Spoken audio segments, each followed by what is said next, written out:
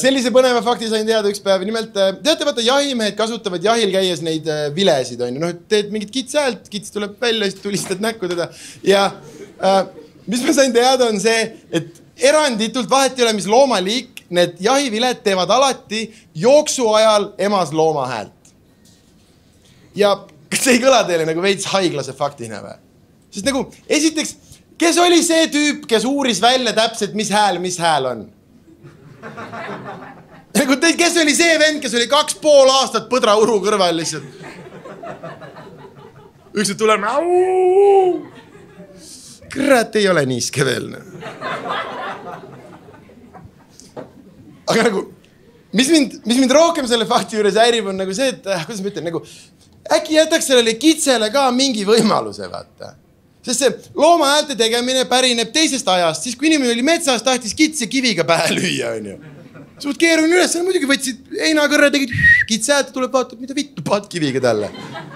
Ja siis jumala aus, ja kui sa teed heinakõrrega, tee kitse, tee kahte kitse, tee rasedat kitse, tee igast kitsesid, on ju, aga nagu nüüd te lõikate vittu laseritega neid vilesid juba nagu.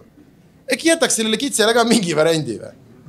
Ei nagu, mõtle, kuidas on aeg meie jaoks muutunud, kuidas tema jaoks on muutunud. Tema on ikka nagu siis metsas lihtsalt oma sõrgadega vahib. Ma mõtle jahimees tänasel päeval. Üleni kamos näha niikuinii ei ole, on ju.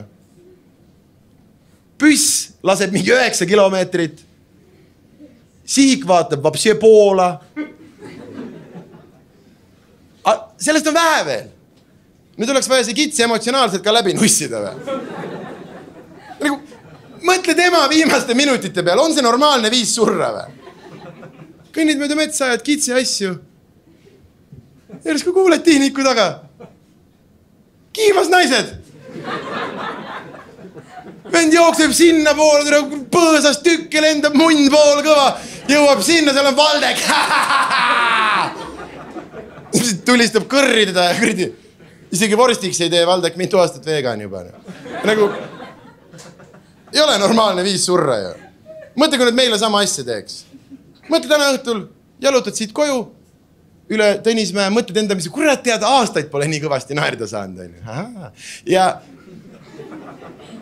järsku kuuled Kaarli hambapolikliiniku taga. Kiivas naised. Jooksed, hüppad üle prügikasti, tõmbad tee peal kummi peale, jõuad sinna maja taha, karu sööb ära. Ei ole normaalne viis surra ja nahku me neile niimoodi teeme siis.